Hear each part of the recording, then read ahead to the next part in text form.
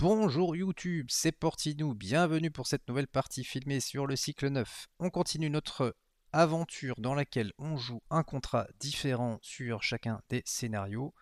Troisième scénario, j'ai décidé de jouer l'approche du cambrioleur. Pas d'attachement dans mon deck, par contre je peux mettre 14 attachements objets ou artefacts de côté. Chaque fois que je voyage sur un lieu, hop, on met un de ces attachements au hasard dessus, et quand le lieu est exploré, bim, on récupère l'attachement correspondant. Et avec ce contrat, j'ai décidé de jouer Arwen une fois de plus, d'un pied d'acier et Caldara. Et du coup, arrive une première question, est-ce que je joue la version initiale ou la version erratée de Caldara? Et je vais vous dire un truc. Je me suis rendu compte de quelque chose, c'est que la version erratée de Caldara est juste chiante à mourir, mais vraiment, ça perd complètement l'intérêt ludique du personnage. Et donc je vais jouer la version de base. Déjà pour cette raison-là, mais deux raisons supplémentaires. La deuxième raison, c'est que les errata au Seigneur des Anneaux sont une catastrophe. Je pense que de tous les jeux de cartes que je connais, c'est de très loin celui pour lequel les errata sont les plus mal gérés. Si vous entendez souvent qu'on tape sur Caleb, c'est notamment à cause de ça. Euh, Pas bref, je ne vais pas vous faire le laïus sur ce sujet-là. Je pense que c'est un errata non nécessaire, malvenu et mal ciblé. Donc déjà, je ne suis pas convaincu par ce qui a été fait comme sur beaucoup d'autres errata. Et l'autre raison, c'est que du fait que je joue le contrat cambrioleur, ça me limite pas mal dans l'exploitation de Keldara. Ça m'empêche d'avoir accès au Tan de l'épée. Ça m'empêche d'avoir accès aux attachements Tome qui me permettent de recycler Caldara un très grand nombre de fois. Bref, comme le contrat va limiter la puissance de Caldara, je ne me sens pas du tout en train d'exploiter une espèce de faille de design. Donc bref, je fais ce que je veux. Si vous n'êtes pas d'accord, vous mettez un pouce rouge en dessous de la vidéo et puis c'est tout. Euh, du coup, on va mélanger notre deck et comme on joue Caldara, on cherche une carte et une seule carte, c'est le Prince Imrail pour commencer. Alors attention, hop, ça c'est pas le Prince Imrail, hop, ça non plus, hop, ça non plus, ça non plus, ça non plus, et ça non plus. Et là, c'est compliqué, je vous avoue, parce que en fait, on a l'astronome d'Imladris qui peut quand même pas mal nous aider à aller récupérer rapidement le Prince Imrail en voyant ce qui sort.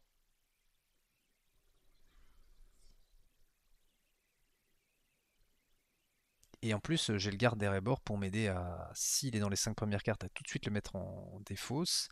Parce que comme j'ai le chevalier de Belfalas, je peux essayer de mettre le Prince Imrail rapidement en défausse pour pouvoir aller le rechercher.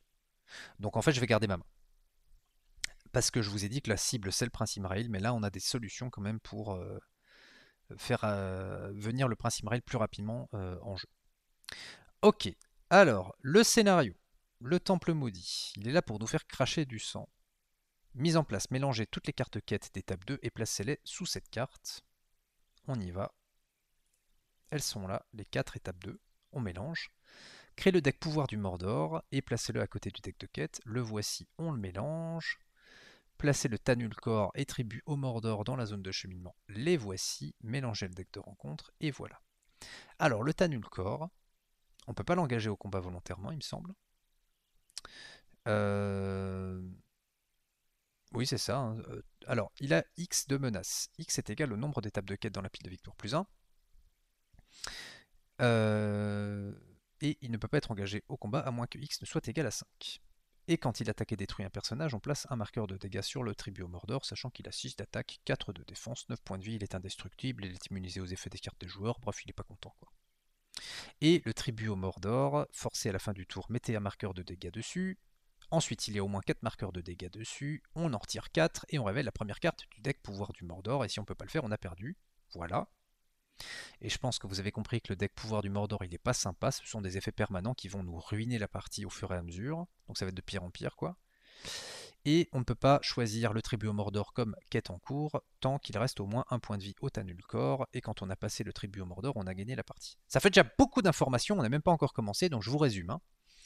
Il faut qu'on mette 4 quêtes en pile de victoire pour pouvoir engager le Tanulkor, pour pouvoir lui taper sa mouille, et une fois qu'il aura 9 dégâts, on peut choisir le tribut au Mordor comme quête active, et une fois qu'on a exploré cette quête, on a gagné. Donc, on doit passer 4 étapes, taper Ulcor, et ensuite explorer tribu au Mordor dans cet ordre-là. Alors, la première étape de quête, sauter la phase de quête. À la fin de la phase d'organisation, mettez un marqueur de ressources dessus. S'il y a 2 marqueurs de ressources dessus, on la met en pile de victoire et on avance à l'étape 2A suivante. Petit truc pour les débutants. Quant au Seigneur des Anneaux, on vous dit de sauter la phase de quête. Ça veut dire gagner un tour. Généralement, c'est très très très mauvais signe. Quand le jeu vous fait gagner un tour d'organisation gratuit comme ça pue. Hein. Ça veut dire que derrière, vous allez pas rigoler, quoi. On va lancer le premier tour et on a Chance ou Destin qui sort, ce qui est très bien pour recycler Caldara une première fois. Enfin, c'est la seule solution d'ailleurs. Hein. Hop, lui il commence avec un de menace. Donc, le plan, c'est de dépenser 2 ressources pour placer l'astronome d'Imladris, dont on va déclencher la capacité. On regarde les 5 premières cartes de notre deck. Est-ce que vous avez vu quelque part le Prince Imrail? Pas moi, donc ce qu'on va faire, c'est mettre le Tracker du Nord et Sulienne en premier lieu.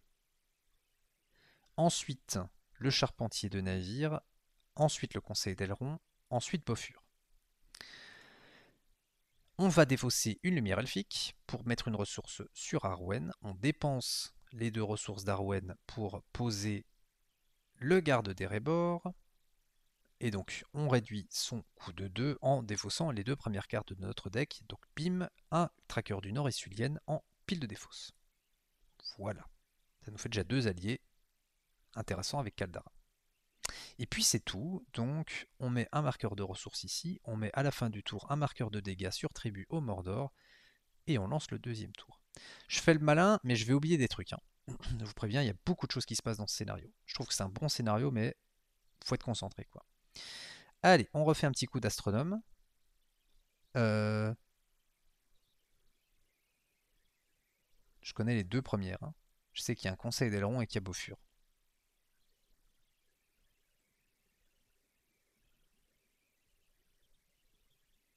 Je vais dépenser une ressource d'Arwen pour avec.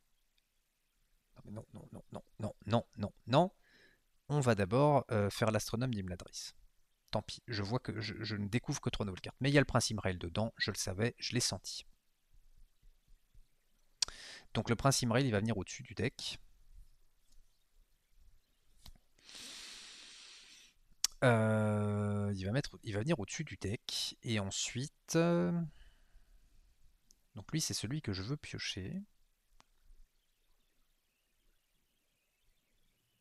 Et donc au tour suivant... Comme ça, par exemple.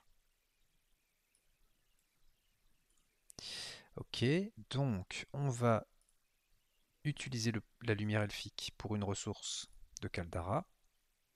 On a le Prince Imrail, on redéfausse la lumière elfique, on met une ressource sur Arwen. Et on dépense une de 3 ressources pour jouer un charpentier de navire de Pélargir. Ok, donc là on finit notre phase d'organisation. On met un marqueur de ressources ici, il y en a 2, ça part en pile de victoire. Le Tanulkor gagne un point de menace. On révèle une carte de rencontre par joueur. Hop, alors placez un marqueur de dégâts sur tribu. Placez un marqueur de dégâts sur tribu au Mordor. Ensuite, soit vous placez un marqueur supplémentaire, soit ça gagne renfort.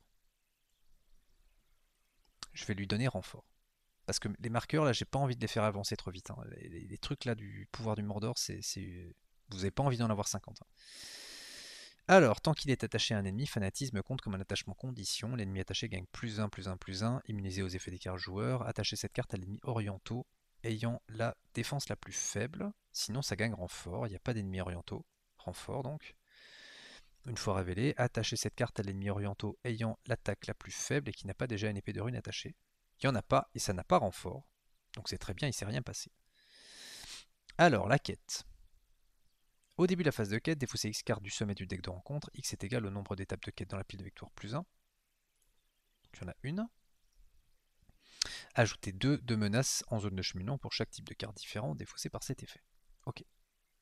Donc on y va, on défausse 2 cartes, une traîtrise et une traîtrise. Il y a 2 de menaces en zone de cheminement. On va partir en quête comme ceci à plus 4. Et on révèle de la même carte qui a renfort, le fanatisme, et un temple de Sauron. Ça fait 0. Quand le temple de Sauron quitte le jeu, placez un marqueur de dégâts sur tribu au Mordor. On va voyager sur le temple de Sauron, et comme on voyage vers un lieu, on peut aller chercher un des 14 attachements qu'on a mis de côté. Alors, on va les retourner. Comme ça, je vois pas. Hop. Ils sont là.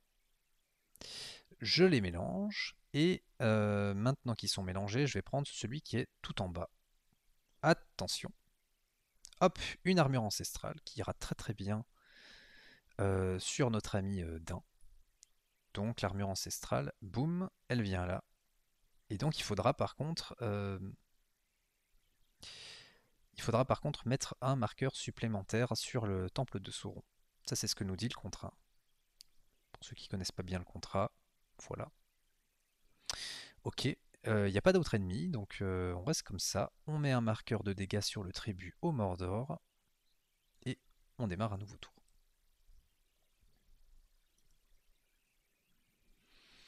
Alors il me faut 3 gros alliés en défausse, il n'y en a que 2 pour l'instant. On va donc mettre un charpentier de navire de Pélargir en défausse. Alors attendez. Je dis ça, je vais d'abord, avec l'astronome d'Imladris, sonder les 5 premières cartes de mon deck. Et il y a une cache secrète. Alors il faut que je le fasse bien. Donc la cache secrète, il faut que je la défausse, ainsi que Bofur, et puis on défaussera... Enfin, potentiellement Bofur, je veux dire. On va mettre les cartes dans cet ordre ici. Donc on va défausser, je disais, un charpentier de navire de Pélargir pour ajouter une ressource à Arwen. On dépense 4 ressources pour mettre en jeu le prince Imrail. Et maintenant on défausse Caldara avec son action. Et on va chercher 3 alliés en défausse. 1, 2 et 3. Voilà. Je la laisse sur le côté hein, parce qu'elle va rester en défausse, mais avec des chances ou destin, on va essayer de la recycler. Voilà, on défausse maintenant au début de la phase de quête les 2 premières cartes du sommet du deck rencontre. Il y a un ennemi et il y a un deuxième ennemi, on a de la chance, donc ça fait 2 de menaces en zone de cheminement. Et on va envoyer en quête Sulienne, Arwen et les 2 charpentiers, ça nous fait plus 8. On révèle un Hall des Horreurs qui a une menace de X égale au nombre d'étapes de quête dans la pile de victoire plus 1. Voilà. Donc ça fait plus 6. 1 et 2 ici sur le temple de Sauron. 3, 4, 5, 6. Et on récupère du coup l'armure ancestrale qu'on va pouvoir attacher à Dain. À noter que c'est un personnage noble, hein, donc je pourrais tout à fait mettre ça sur le prince Imrail, même s'il n'était pas héros. Ok. Ensuite, on va voyager vers le hall des horreurs. Alors, pardon, comme j'ai exploré le temple de Sauron, je mets un marqueur de dégâts sur le tribut au Mordor. Donc vous voyez que le tribut va vite accélérer quand même. Le hall des horreurs va être le prochain lieu actif. Et donc on récupère une nouvelle carte attachement qui sera la côte de Mithril. Ok. Donc il faudra mettre un marqueur supplémentaire sur le hall des horreurs. Toujours pas d'ennemis. Donc toujours pas de défense potentielle pour Dain. Ça c'est pas cool. Parce que là je vais piocher comme un pingouin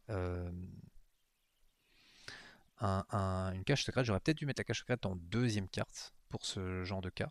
Tant pis. Et puis on va mettre un marqueur sur Tribu au Mordor. On en retire 4. Et on révèle la première carte du deck Mordor, la tour de Barad-dûr. Immunisée aux effets de cartes des joueurs, les joueurs ne peuvent pas voyager vers ce lieu. La valeur éliminatoire du niveau de menace de chaque joueur est réduite de 5. Donc ça rajoute de manière permanente 5 de menace en zone de cheminement.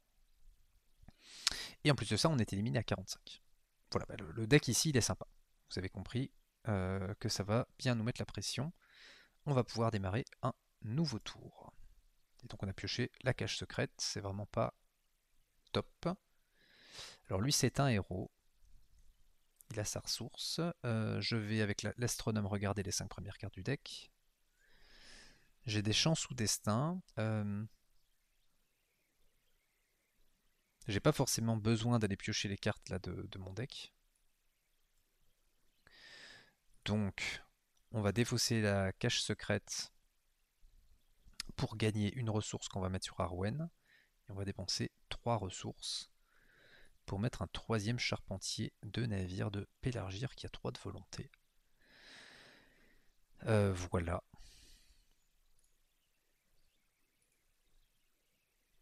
Alors vous dites que je pourrais le défausser hein, pour pouvoir faire chance ou destin, mais le truc c'est que je n'ai pas envie de faire chance ou destin tant qu'il n'y a pas 3 alliés, et comme les alliés ils arrivent même pas dans les cartes que dans les 5 premières cartes de mon deck là, en termes de tempo il vaut mieux le jouer là. Ok. Donc on défausse les 2 premières cartes du deck de rencontre. Donc on a un ennemi et un lieu. Il y aura 4 à rajouter en zone de cheminement. Ok, et on va du coup remettre en quête les 3 charpentiers Arwen, Sulienne. Vous voyez que là, il y a déjà une grosse pression. Je suis à 15 de volonté et c'est déjà juste. On va rajouter le Prince Imrail, on est à 17 de volonté. Et on a ouverture étroite. Tant que c'est le lieu actif, chaque joueur ne peut pas jouer plus d'une carte à chaque tour. Ok. Donc on met 3 marqueurs sur le lieu actif. Il ne se passe rien d'autre. Fin du tour, on met un marqueur de dégâts sur tribu au Mordor. Et on recommence un nouveau tour. On a pioché Bofur. Que je pense que je vais poser. Donc on refait un petit coup d'astronome. On va essayer d'aller chercher les 4e, 5e cartes. Il y a une cache secrète. Donc là, je vais essayer de ne pas refaire la même erreur. Je vais mettre la cache secrète ici. Ok. Ensuite, pour 1, 2 et 3 ressources, on va poser Bofur.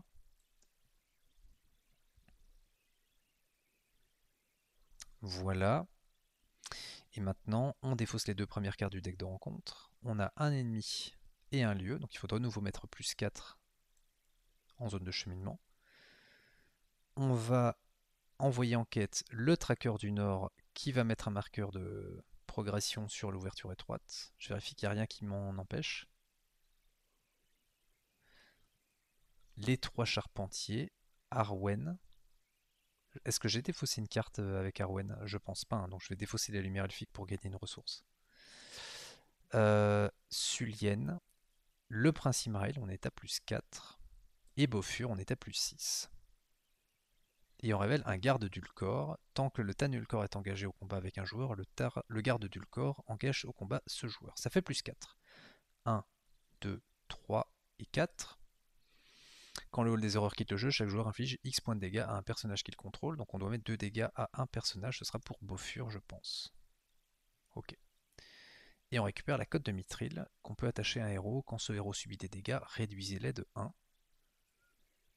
Je vais pas mettre ça sur... comment il s'appelle? Sur Dain, parce que vraiment il n'y a pas besoin. On va mettre ça sur Arwen. On va mettre ça sur Imrail, vous savez quoi?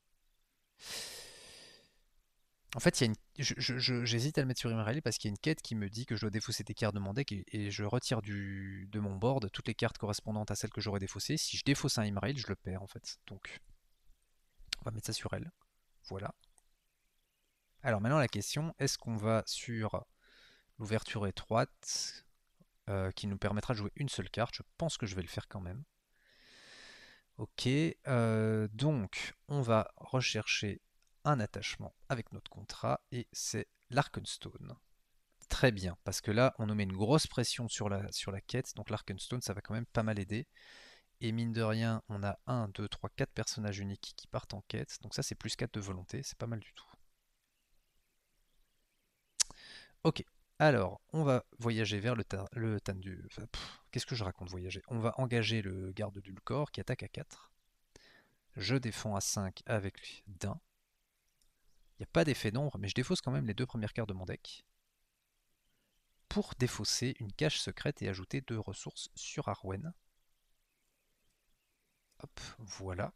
Maintenant, il faut le taper à 6, ce dont je suis totalement incapable pour l'instant.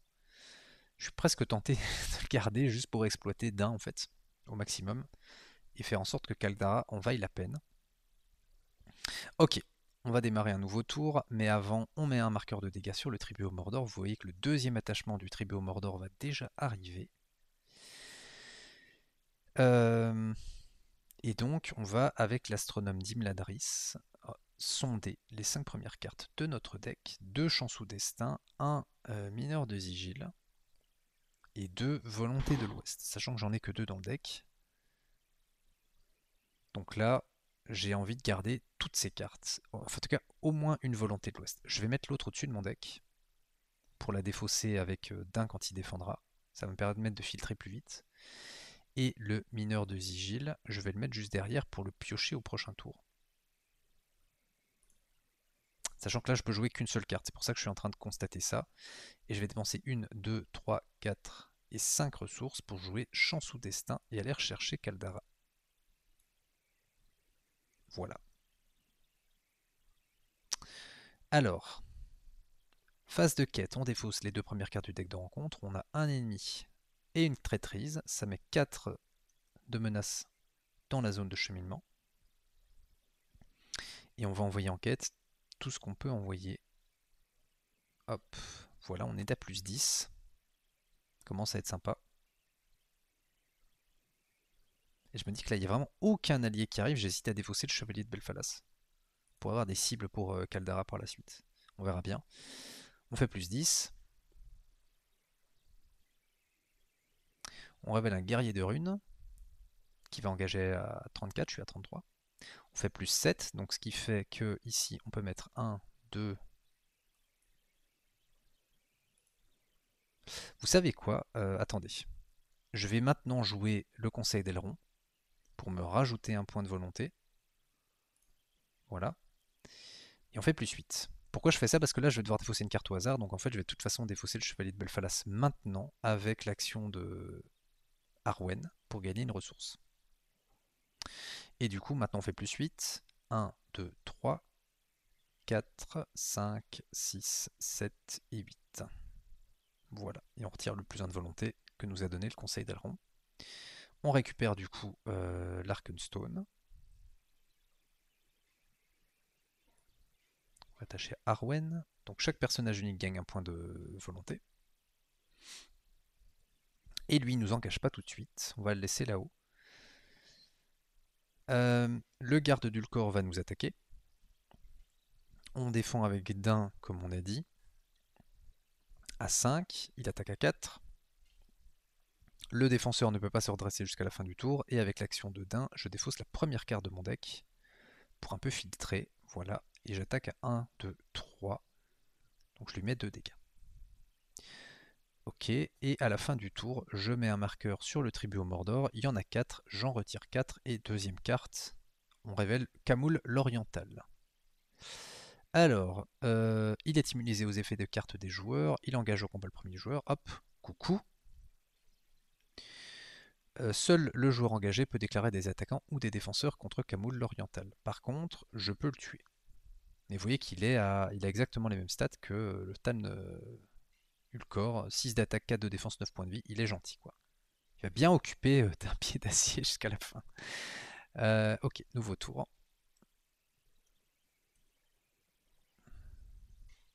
On a un mineur de sigil qu'on va jouer tout de suite pour 2 ressources.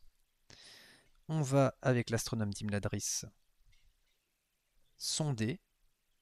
Alors, là, ce qu'on va faire, c'est mettre au-dessus Imraïl. Oh là là là, c'est pas du tout ce que j'ai envie de faire, hein. Et un escrimeur de l'étire. On va d'abord mettre les 2 champs sous destin. Comme ça. Par contre, toi, tu gagnes pas de ressources pour l'instant. Ensuite, on va dépenser une ressource pour une lumière elfique. Et on va refaire la même chose pour l'autre lumière elfique. Voilà. On va en défausser une pour regagner une ressource avec Arwen. Je vais défausser les 2 premières cartes de mon deck. J'annonce, avec le mineur de Sigil, j'annonce 4 comme valeur. Hop, il vaut 4. Donc je gagne une ressource. Si je devais défausser Caldara, pardon, je pourrais mettre en jeu seulement 2 alliés à 2. C'est vraiment pas fou. Ils sont en train de rester coincés au fond de mon deck, les alliés, les gros alliés. Et ensuite, on va partir en quête. Donc, on doit défausser les 2 premières cartes du deck de rencontre. Une traîtrise et un ennemi. On met donc plus 4 ici. Ok. Il faut que je garde un petit peu de quoi taper maintenant. Il y a pas mal de trucs à gérer, hein. C'est pas évident. Sulienne va partir en quête. Et Bofur aussi, ça fait plus 6. Et on va rester juste comme ça. Je dis garder de quoi taper, tu parles.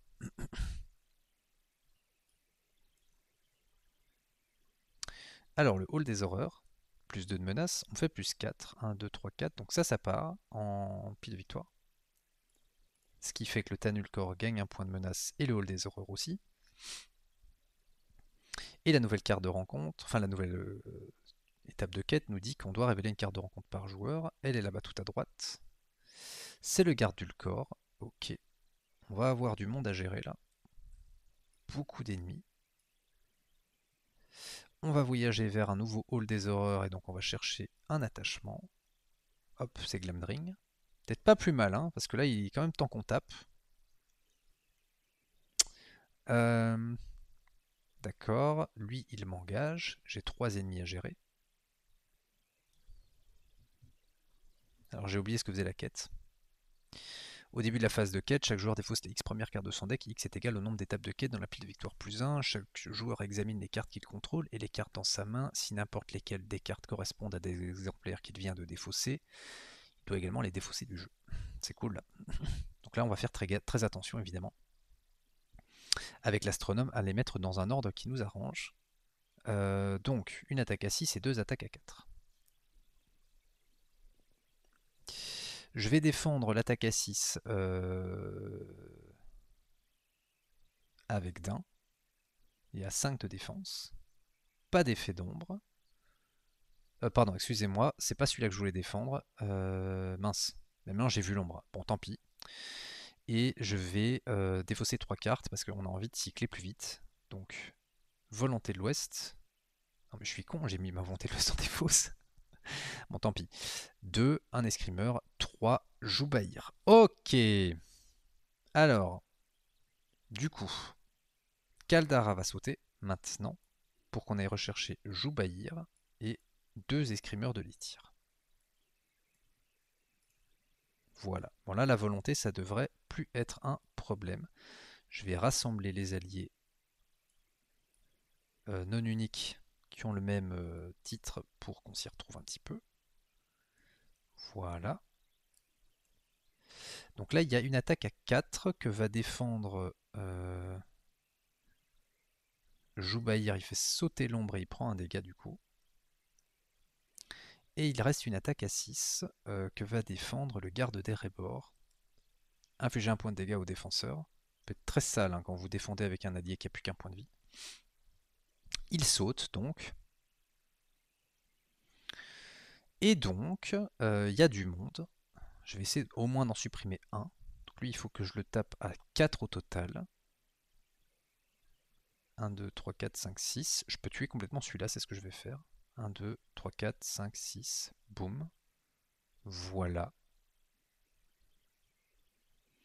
On met un marqueur de dégâts sur le tribut au Mordor. Et puis on fait nouveau tour.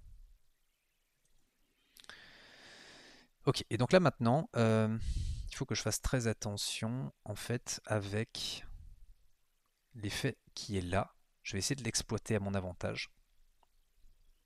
Il me reste 23 cartes dans le deck avec l'astronome. Donc ce qu'on va faire, c'est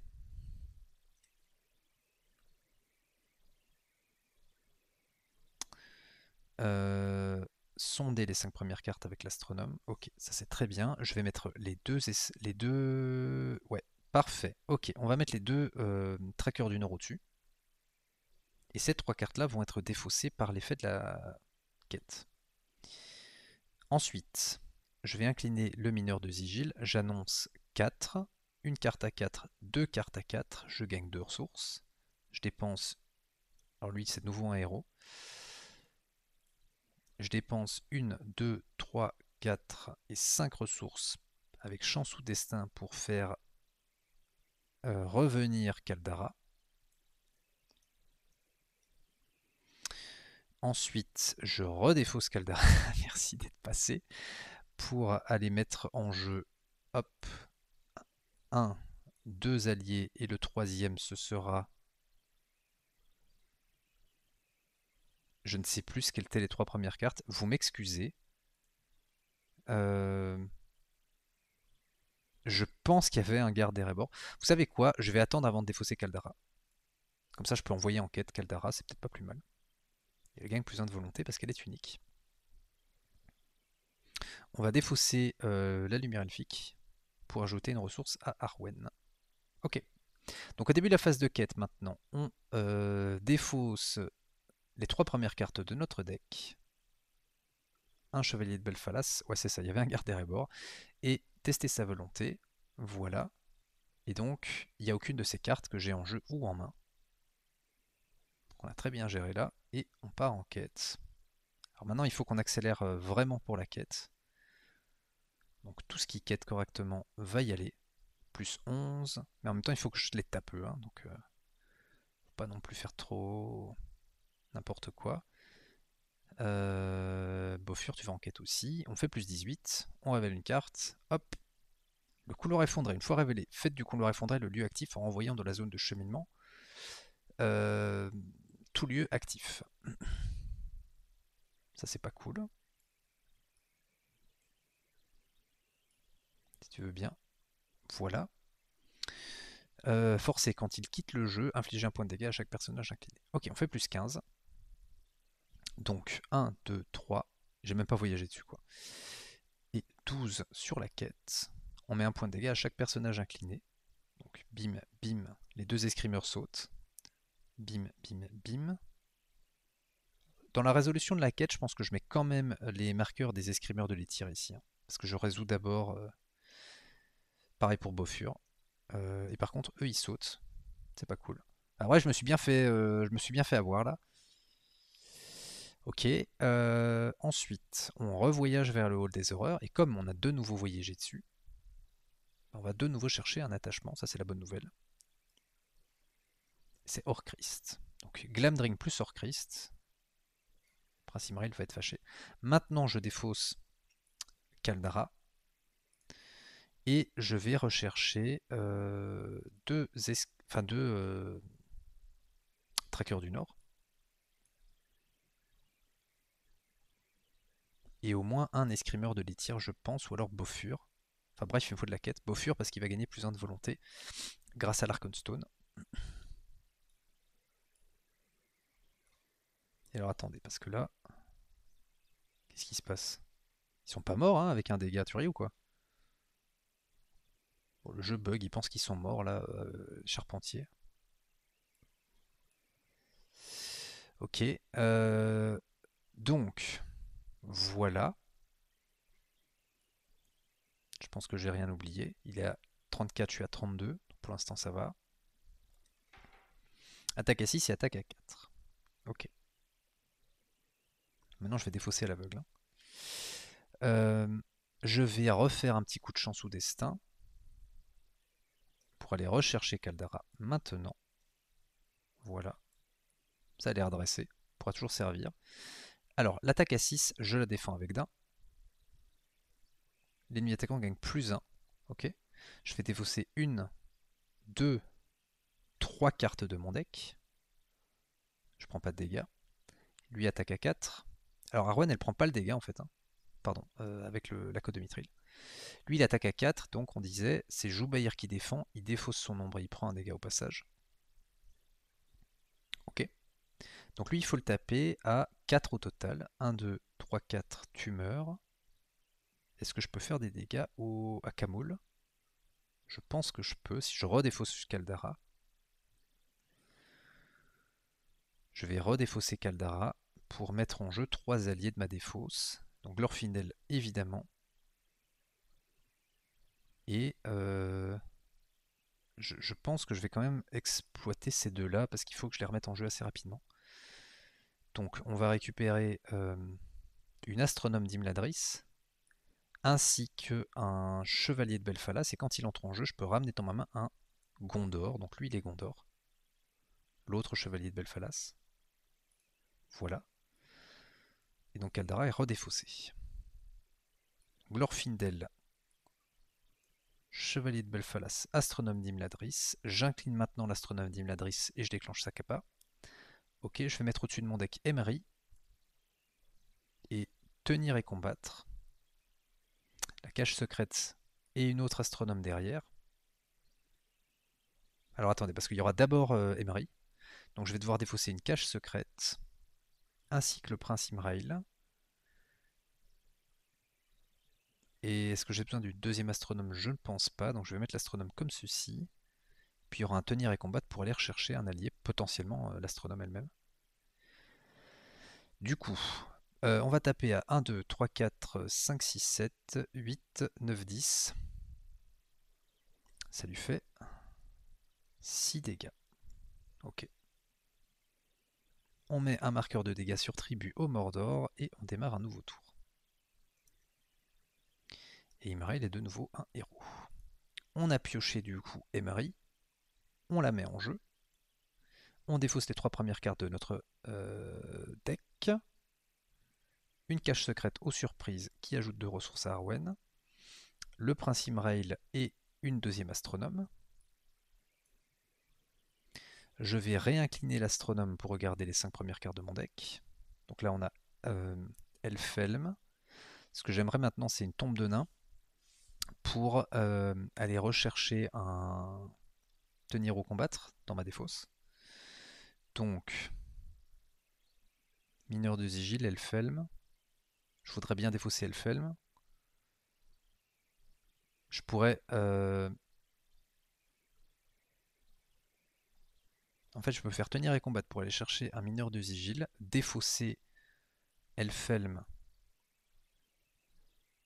et Emery. Je vais essayer de piocher le conseil d'Elrond maintenant.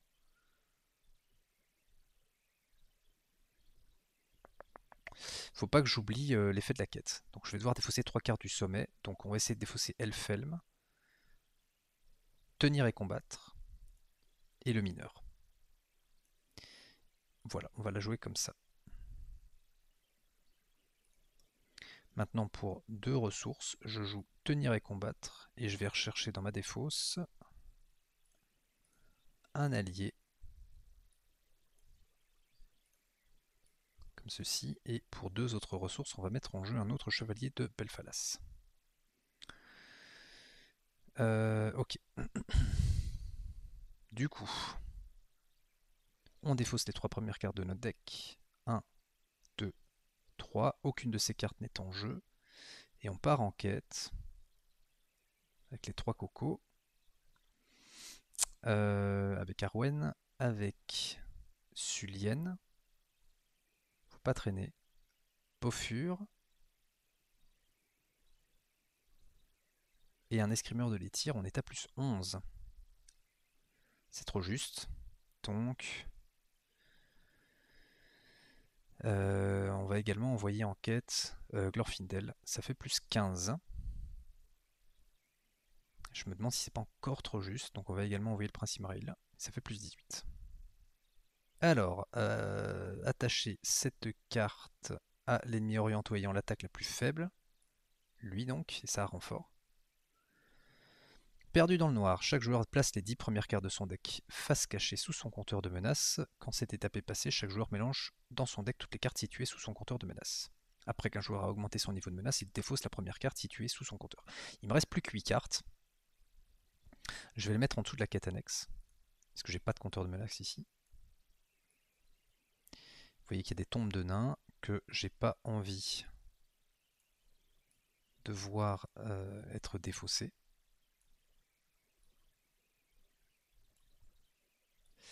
Alors j'ai du mal à la placer, vous m'excusez. Un peu le bordel. Allez, mets-toi bien. Hop, hop. C'est pas possible quoi.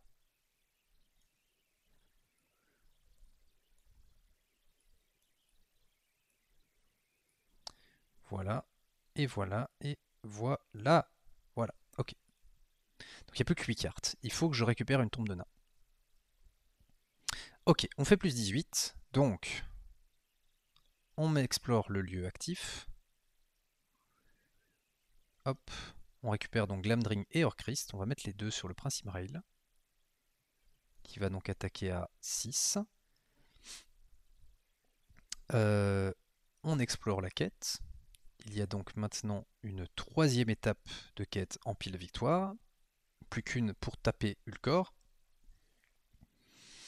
Et cette quête annexe, je vais la laisser devant moi. C'est peut-être pas très visible, mais je pense que ce sera le bordel si je la mets là-haut. Voilà. On peut pas voyager. Donc, la nouvelle étape de quête nous demande de révéler une carte de rencontre. C'est parti. Placez un marqueur de dégâts sur tribu au Mordor. Ensuite, vous en placez un de plus. Ou ça gagne en renfort. Je vais en mettre un de plus à ce stade. Parce que de toute façon, à la fin du tour, je vais mettre ça et je pense pas qu'il y en aura une de plus, en fait. De la carte pouvoir du Mordor qui va sortir. Ok. Alors, au début de la phase de quête, chaque joueur inflige un point de dégâts à un héros qu'il contrôle et l'incline. Ce héros ne peut ni être redressé ni soigné avant la fin de la phase de restauration. Bah, on va mettre ça sur Arwen, hein. Comme ça on réduit à chaque fois les dégâts. On va juste l'incliner, on peut plus utiliser Arwen quoi. C'est pas très grave. Ok. On se fait toujours pas engager par le guerrier de rune. Donc on va le laisser là-haut je pense. Et puis c'est tout. Comme ça on peut gérer le Camoul l'Oriental tranquillement là. Ok. Camoul l'Oriental, il va m'attaquer. Je vais défendre avec Dain. Il n'y a plus de cartes à défausser pour ça Kappa. Il faut un 5. Attacher la traîtrise orientale la plus proche du dessus de la pile de rencontre à l'ennemi attaquant. Donc,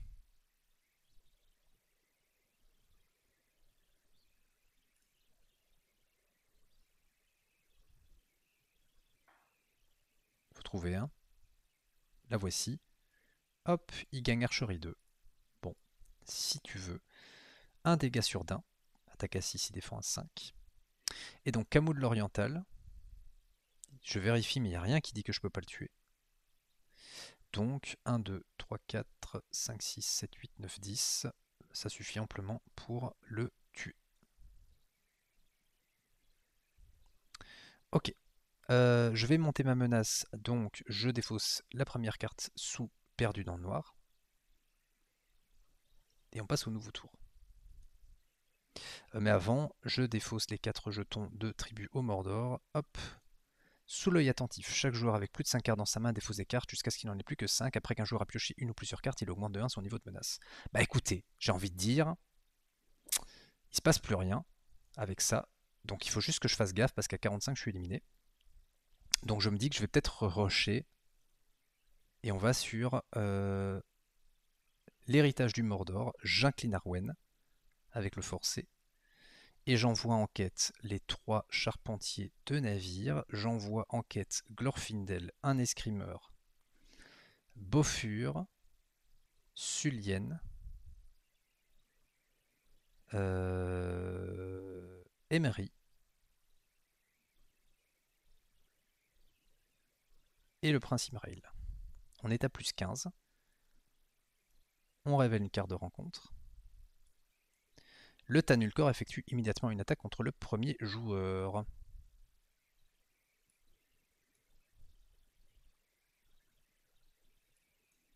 Il attaque à 6. Je vais défendre avec l'astronome Nimladris. Alors on défausse la première carte du deck de rencontre. Si c'est un ennemi en place dans la zone de cheminement. Il faut que je remélange la défausse parce qu'on est en phase de quête. Et hop, attendez, je vais y arriver. Et on défausse la première carte, c'est un lieu. Ok. L'astronome est vaincu. Je mets donc un marqueur sur tribu au Mordor. Voilà. Ce qui fait qu'à plus 15, on passe la quête. Le Tanulkor gagne un point. Et vous savez que je me rends compte que j'avais pas résolu l'effet du Hall des Horreurs là tout à l'heure.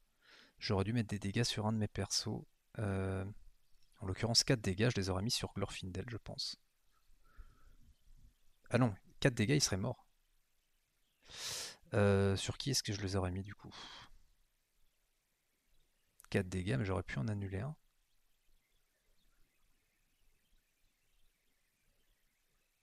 Enfin non, 4 dégâts, pardon. Je crois que je les aurais mis sur... bon, écoutez, pour que ça ait du sens, je vais les mettre sur Dain. Voilà. Alors, révéler une carte de rencontre par joueur. C'est parti. Hop. Le Tanulkor fait une attaque. Ok. Allez, attaque à 6. Je peux pas défendre avec Dain parce qu'il a plus de cartes en fait pour éviter de sauter. On va défendre avec un chevalier de Belfalas.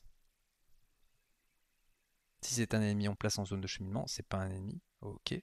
Donc bim, un marqueur sur Tribu au Mordor. Ok, voilà. Alors, qu'est-ce que ça nous dit? Alors, au début de la phase de quête, chaque joueur défausse une carte de sa main. Jusqu'à la fin du tour, on ne peut pas placer plus de X marqueurs sur cette carte. X est le coût total de toutes les cartes défaussées par cet effet. J'ai pas de carte en main. Donc, heureusement qu'il y a 4 cartes, 4 quêtes en pied victoire, sinon je pouvais plus avancer là. Ok, on va engager le Tanulkor, parce que maintenant il a une menace de 5, donc on peut y aller. Et on se fait engager par le guerrier de rune.